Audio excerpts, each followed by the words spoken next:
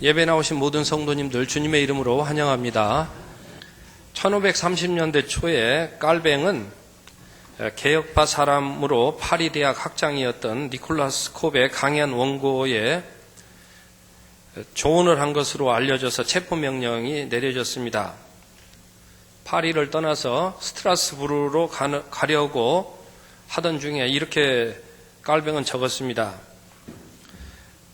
그 당시 내가 치과하려고 했던 스트라스부르로 가는 직선 코스가 전쟁으로 막히게 됨에 따라 나는 제네바에서 단 하룻밤만 머물고 떠나려고 했다.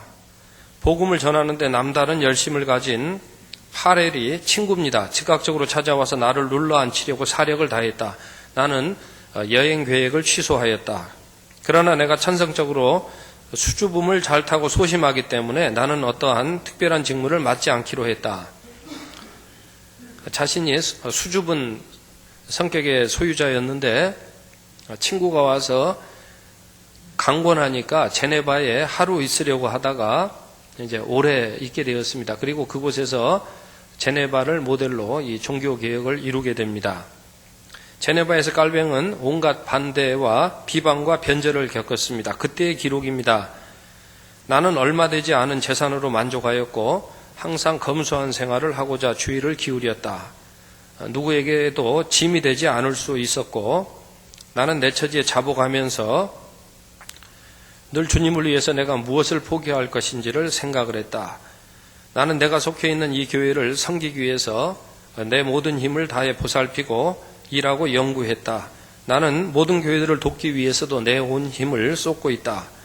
나는 교사로서의 내 직무를 잘 수행함으로써 내 충실함과 성실함에 어떤 야망의 그림자도 깃들지 않도록 하고 있다. 나는 수많은 슬픔들을 삼켰고 많은 사람들의 무례함을 지금도 참고 있다. 하지만 그 누구도 내 자유를 통제할 수는 없다. 나는 사람들이 아첨하는 것을 별로 좋아하지 않는다. 나는 사람들이 혹시 기분이 상할까봐 나는 주의한다. 어떠한 번영도 나를 교만하게 만들지 못하며 나는 그간에 수많은 폭풍우를 부딪혀 용감무쌍하게 견뎌왔고 오직 하나님의 자비를 통해서 그 고난을 벗어날 수 있었다. 나는 지금도 동료들과 잘 지내고 있으며 우정을 지키기에 성실히 노력하고 있다. 하룻밤 있을 거라고 생각했던 도시에서 10년 이상을 있으면서 그렇게 지내왔던 기록입니다. 소심한 성격의 소유자가 그저 하루하루 충실하게 살았을 뿐인데 지금은 종교개혁의 그렇게 선두주자로 알려져 있습니다. 자기 개인 신앙으로 성실하게 살면 만족하고자 했는데 공적 신앙으로 승화된 것입니다. 이렇게 된 것은 그가 늘 강조했던 대로 주님을 위해서 살고 주님을 위해서 죽었기 때문입니다. 세례 신앙으로 살았다 하는 그런 뜻이 되겠습니다. 주님이 가라 하시면 말씀하시면 가고 한 걸음 내딛고 주님이 멈추라고 하시면 한 걸음 멈추었던 것입니다. 요즘 그 교회의 질도 논하고 요즘 그 목사의 질도 논합니다. 그러다 보니까 또 역으로 되돌아쳐서 그럼 성도의 질은 어떠한가 이것이 또 논란거리가 되고 있습니다. 어떻게 그 성도가 되는 것입니까? 세례를 받음으로써 공식 교인이 되는 것입니다. 그런데 그 의미가 무엇이냐? 오늘 본문이 말씀하고 있듯이 약식 세례를 받을 수도 있고 또 침수 세례를 받을 수도 있겠지만은 형식적인 규례의 문제보다 십자가 세례를 받았음을 알고 있느냐 이것을 오늘 본문이 말씀해주고 있습니다. 정말 우리 인생이 그리스도와 연합된 것을 알고 있느냐? 우리가 그리스도와 연합되어서 그리스도의 죽으심에 따라 우리도 그리스도께서 죽으신 것에 대해서 우리도 죽었느냐? 그것을 알고 있느냐? 또 우리가 그렇게 그리스도와 함께 죽으심을 믿음으로 받아들일 때에 또 그리스도와 함께 부활할 것을 믿고 있느냐 이것을 오늘 본문이 우리에게 확인하라고 말씀하고 있습니다. 세례는 군인의 이 충성 표시보다도 더 실질적인 그런 효과를 발휘하는 것이 세례라고 합니다. 그래서 거룩한 예전이다, 성례라고 말하고 있습니다. 아무리 멋진 휘장을 달고 있다고 할지라도 전투에 가서 비겁하지 않아야지 전투에서 물러서면은 그 휘장이 아무런 의미가 없는 것입니다.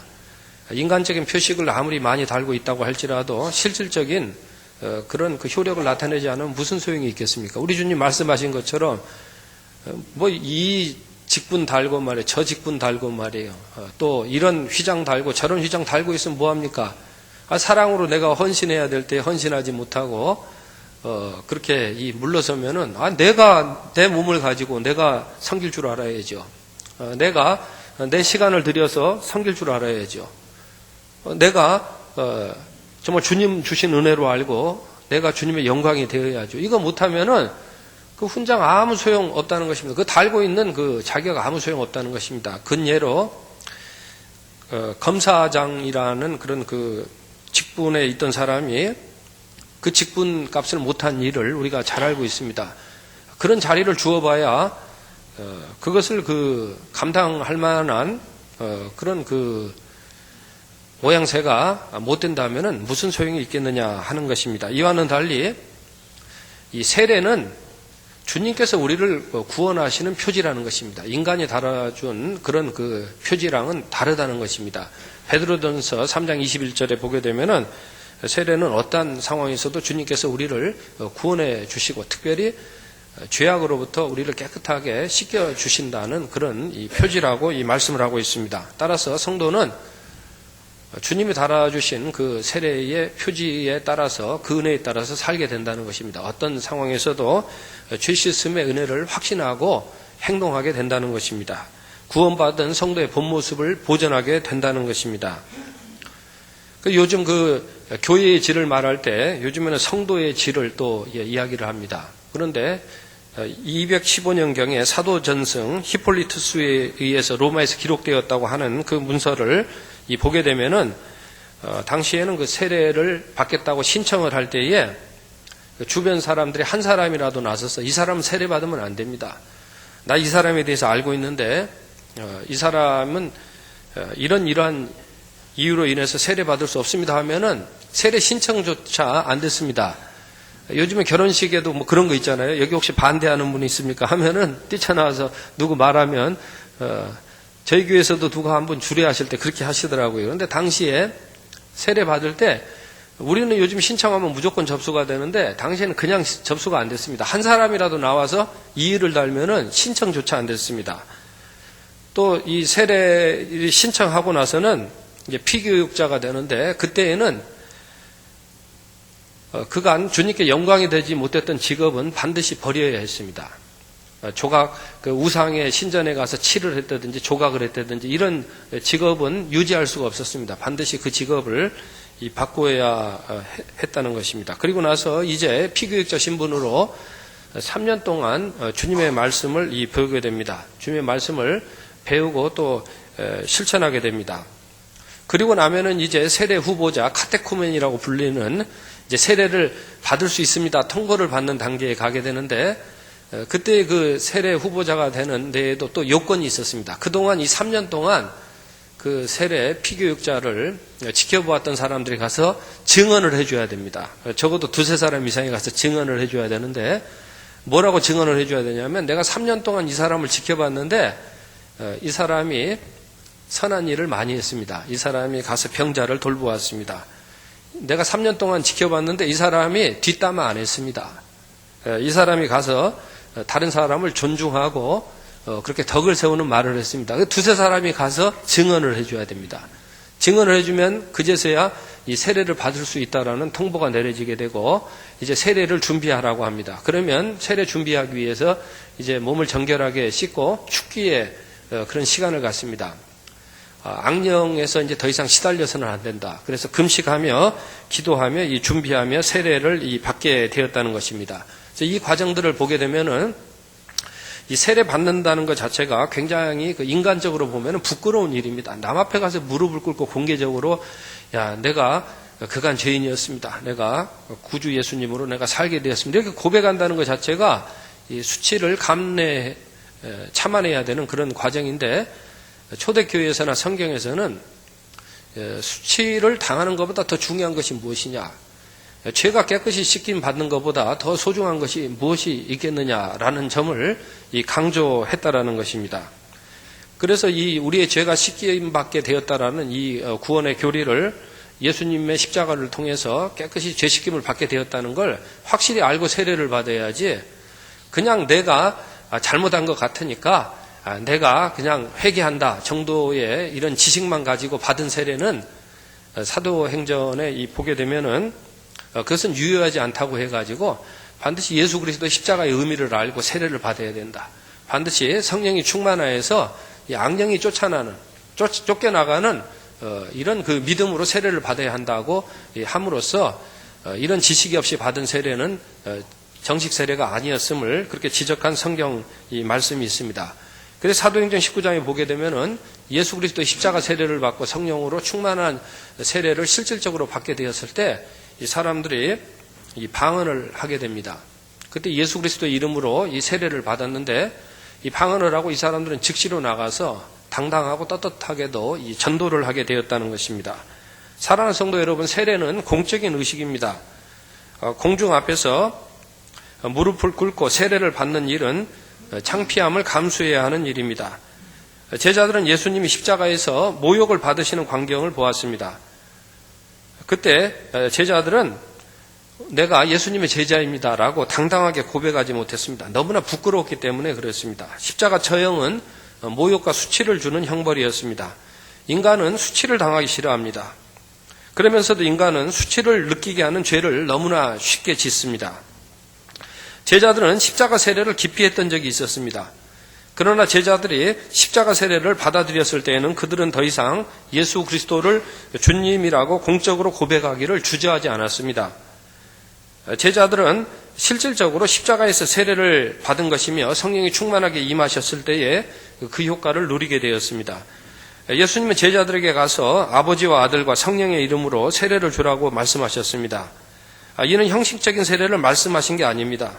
실질적으로 제자의 자격을 누리며 살라고 말씀하신 것입니다.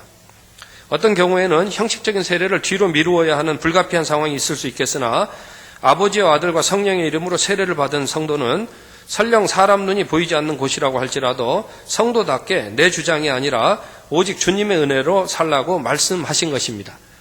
이게 사람이 완벽해서 세례의 은총을 베풀어 주신 것이 아니라 오직 주님의 은혜로 완벽하게 된다는 의미에서 십자가 세례의 은총을 베풀어 주셨다는 것입니다.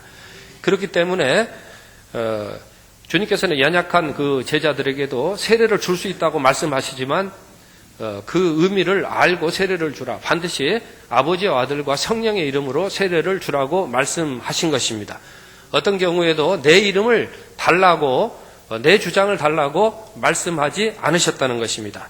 세례는 물이 흐르는 곳에서 받는 것이라고 그렇게 했습니다. 약식으로 세례를 받는다고 할지라도 그 의미는 죄 씻음의 은혜가 물처럼 끊어지지 않는다는 데 있습니다. 예수 그리스도와의 관계는 결코 끊어지지 않는다는 데 세례의 의미가 있습니다. 우리가 어떤 형편에 있을지라도 죄 씻음의 은혜를 믿음으로 산다는 그런 뜻이 담겨 있는 것입니다. 최근 4대강 사업의 몇 구간에서 물 흐름이 차단되어서 유속이 느려졌습니다. 녹조 현상이 발생하고 수질을 악화시키는 미생물이 번식하게 되었고 오염이 바다까지 확산되고 있다고 보도가 되고 있습니다. 그러나 세례는 흐르는 강물처럼 죄악을 늘 씻겨내리는 은혜의 성례가 되는 것입니다. 요즘 사회 현상을 보게 되면 집다 왕따 현상이 전이되는 것을 보게 됩니다.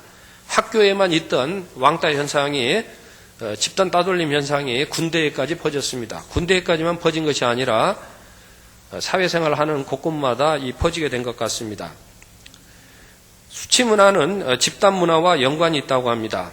그런데 예수님께서도 이런 일을 똑같이 겪으셨습니다. 예수님은 십자가에서 집단에게 수치와 모욕을 당하셨습니다. 집단은 누군가 한 사람을 희생양 삼아서 수치와 모욕을 줌으로 해서 죄의 문제를 가리려고 하는 것입니다. 이런 일은 예수님께서 이미 겪으셨다는 것입니다. 예수님께서 십자가에 억울하게 달리셨습니다. 예수님께서는 수치를 당하셨습니다. 모욕을 당하셨습니다. 제가 여기 묻고 싶습니다. 최근에 수치를 당하신 적이 있습니까? 최근에 모욕을 당하신 적이 있습니까? 참 대단하시네요. 안 당하신 거 보니까. 수치와 모욕을 주는 일들이 만연하는데 그걸 용케 피해 다니는 거 보니까 굉장히 재주가 좋으시거나 아니면 뭐 모른 척하고 사시거나 도통하신 수준이라고 생각합니다. 그러나 제가 겪은 현장은 그렇지 않았습니다. 제가 겪은 현장은 수치를 피해갈 수 없었고 모욕당하는 일을 피해갈 수 없었습니다.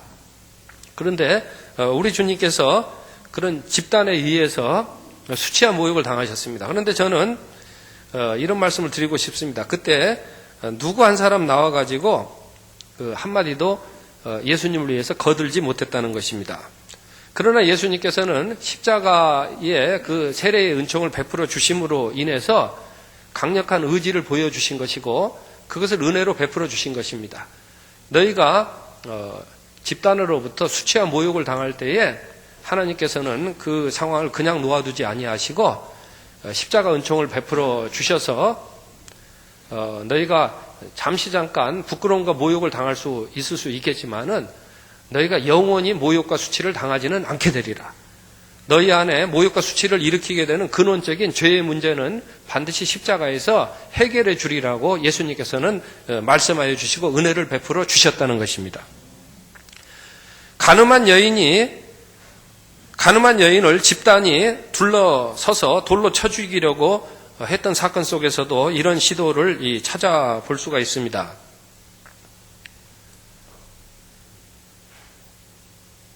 그 여인은 마땅히 이 돌을 맞아 죽어도 할 말이 없을 만한 그런 그 죄악을 사실은 범했습니다.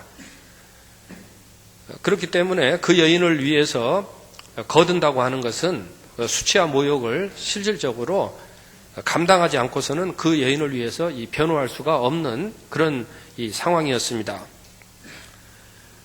그런데 아무도 나서지 않았습니다. 오직 예수님만이 수치와 모욕을 감수하시고 그날 그 여인을 위해서 변호를 자처하셨습니다. 그런데 예수님께서 그 여인의 변호를 자처하신 것은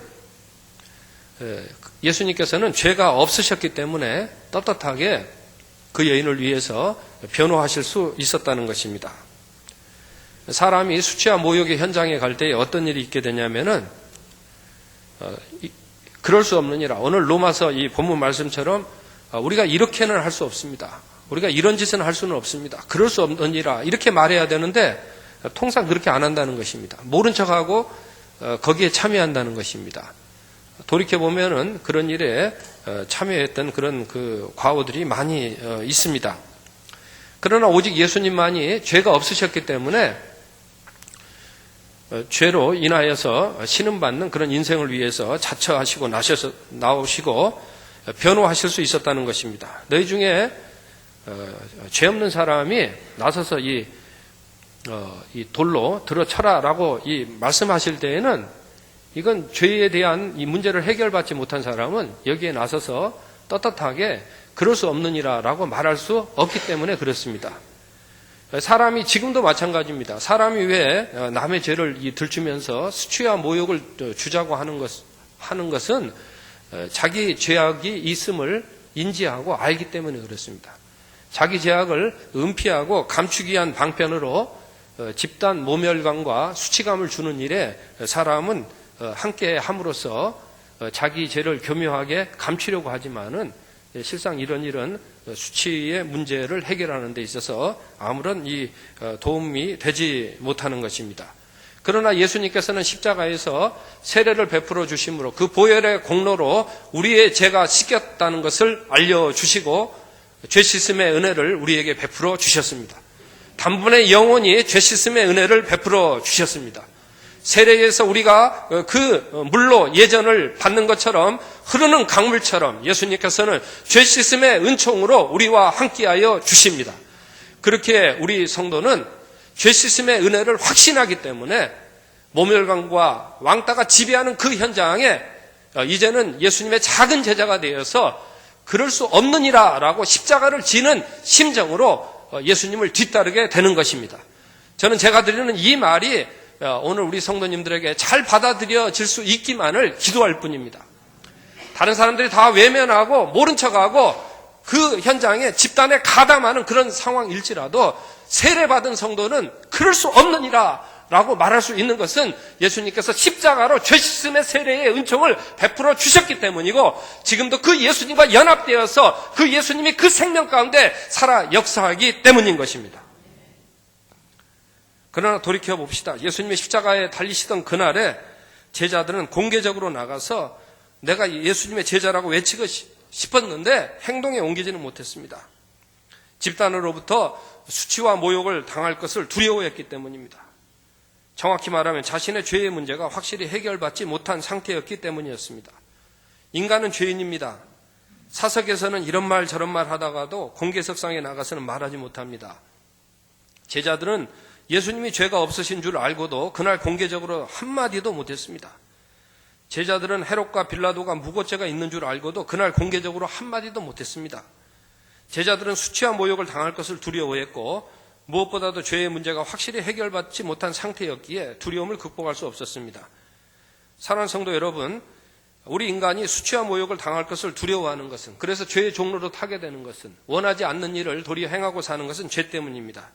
어떤 죄입니까? 인간이 자기 스스로를 구원할 수 없는데 자기 스스로를 구원할 수 있다라고 생각하는 죄가 되겠습니다. 인간은 자기 자신이 나를 스스로 구원할 수 없다라는 사실을 수치라고 여기는 것 같습니다. 모욕이라고 여기는 것 같습니다. 그러나 저는 용어를 바꾸겠습니다. 인간이 특별히 죄악의 문제에 대해서 자신을 스스로 구원하지 못한다고 그렇게 생각하는 것은, 그것은 모욕이나 수치의 대상이 아니고 그것은 현실이고 사실입니다. 사랑하는 성도 여러분, 우리가 우리 자신을 스스로는 죄 구원할 수 없다라는 사실을 겸손히 받아들여야 하겠습니다. 이 사실을 받아들이지 아니하고 내가 스스로 나를 구원할 수 있다라고 생각하는 것은, 그것은 죄악입니다. 그것은 하나님 앞에 무례한 그런 죄악이 되겠습니다. 이러한 착각 속에 빠지게 될 때에 사람은 늘 자기가 자기 자신을 구원한다라고 생각하고 하나님의 이 구원의 공로, 이것을 빼앗게 되고 자기 자랑이나 하게 되고, 또 자기 좋을 대로 너무 쉽게 말하며 살게 될 뿐 아니라, 그러한 착각 속에 빠지게 될 때에 유혹에도 쉽게 넘어가게 되는 것이며, 그런 착각 속에 빠지게 될 때에 자기가 무슨 행동을 하고 있는지도 모르게 될 것이며, 또 마땅히 내가 그럴 수 없느니라 라고 말하고 행동하고 나서야 될 그런 상황에서도 무기력한 그런 행동 양태를 보이게 되는 것입니다. 그렇다면은 어떻게 우리가 이 문제를 해결해야 되는 것입니까? 그것은 우리가 그 죄악을 씻어주신, 우리가 우리 인생을 마음대로 만들 수 있다라고 생각하는 이 모든 생각을 십자가에서 씻어내 버려주신 예수 그리스도를 바라보며 그 십자가의 세례의 은총으로 우리가 살아야 되는 것입니다.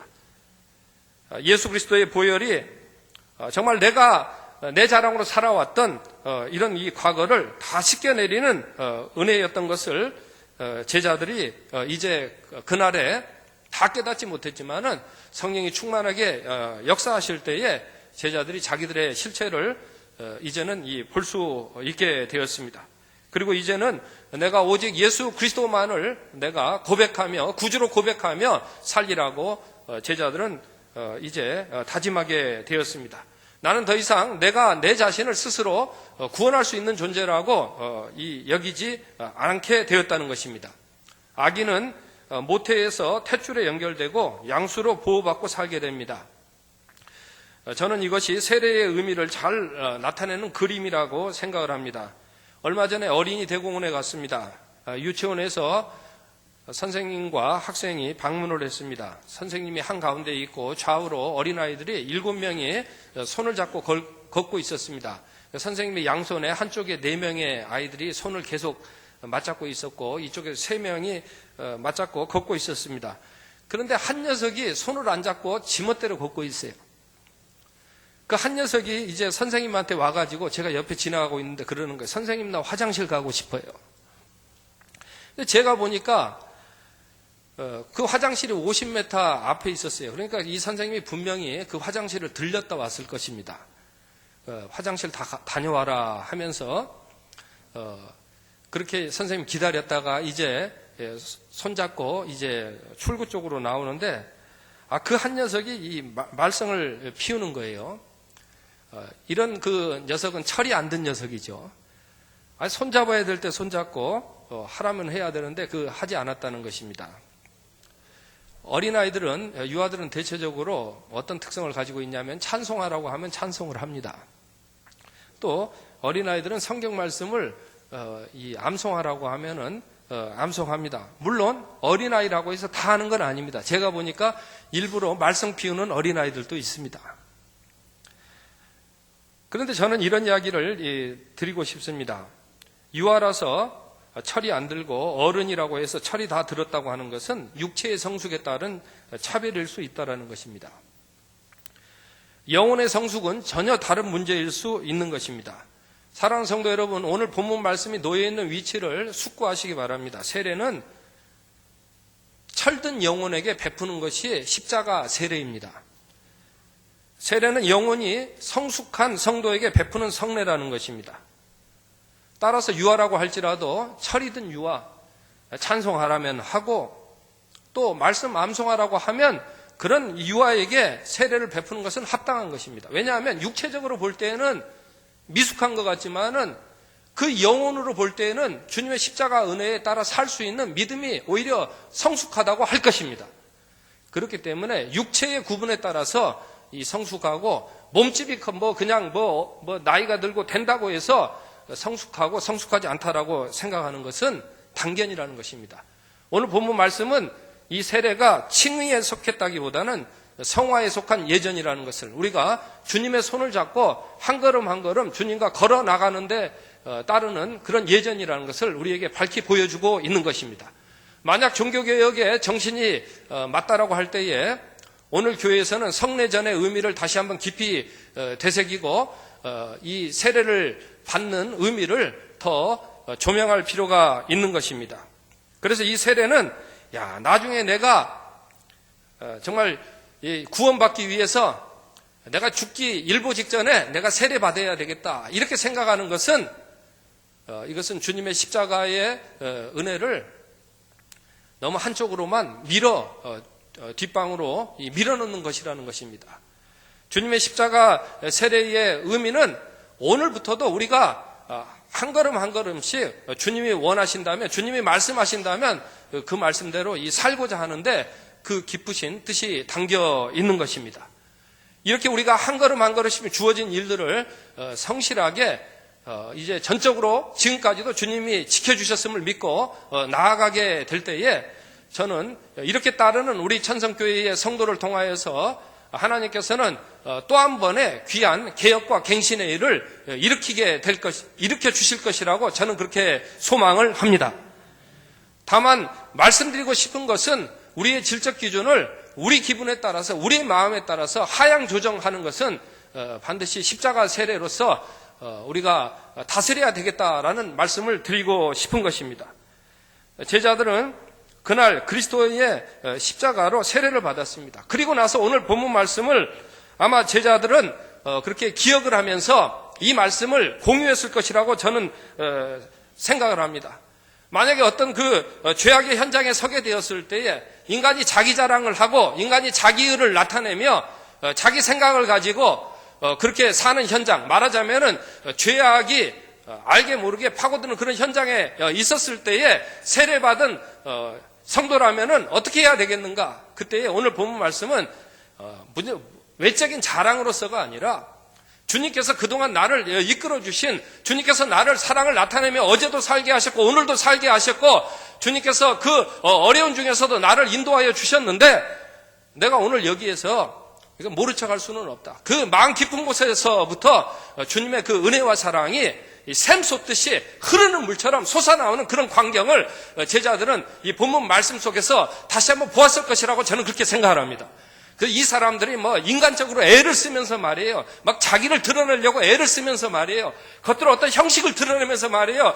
이런 폼을 잡으면서 저런 폼을 잡으면서 내가 누군지 아느냐 말이에요. 내가 하려고 생각하면 10개를 못하겠냐 20개를 못하겠느냐 별말을 다 하면서도 실질적으로 아무것도 안 하는 그런 성도가 아니라, 그런 교인이 아니라, 그런 형식적인 틀에 박힌 사람이 아니라 오늘 또 내게 주신 주님의 은혜가 내게 넘치오니 주님, 제가 이 작은 일이라도 주님이 주시는 은혜에 따라 내가 감당하겠습니다 난 그럴 수 없습니다. 나는 저 세상에 이 세파에 따라서 내가 살 수 없습니다. 라고 이렇게 고백하며 그렇게 한 걸음씩 나아가게 되리라고 그렇게 말씀을 드리는 것입니다. 그렇기 때문에 더 이상 이 죄로 인해 가지고 자기 자랑의 죄로 인해서 이제는 어떤 경우에도 흔들림 없이 뒤돌아보지 아니하고 그렇게 살아나갈 수 있게 된다는 것입니다. 그러나 여기에 우리가 기억해야 될 일이 있습니다. 우리가 육체의 이 죽음을 통하여서 온전한 부활 생명을 얻기까지 주님께서는 단번에 이루신 그 죄 씻음의 은혜이지만은 우리는 매일매일 그 은혜를 사모하며 세례받은 성도로서 그 은혜 가운데 살아나가야 된다는 것입니다. 우리 인간이 정말 욕망 덩어리이기 때문에 내 자신의 그 자랑이 주님 안에서 완전히 그 죄악에 대하여서 자기를 자랑하고 자기를 높이려는 그 죄악이 정말 죽었다라는 것을 늘 느끼며 그 살게 되기까지 우리는 세례받은 성도라는 그 은혜를 헛되이 여기지 아니하며 그 은혜 가운데 살아나가야 된다는 것입니다. 그래서 제자들은 늘 주님이 도우심을 바라보고 살았습니다.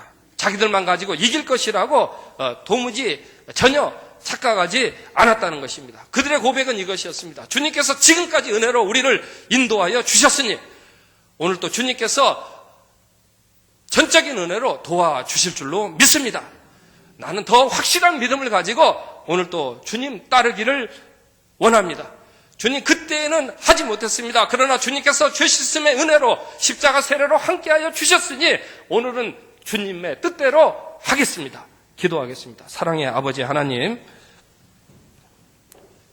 주신 말씀에 따라 십자가 세례의 은혜로 살게 하옵소서. 예수님의 이름으로 기도합니다.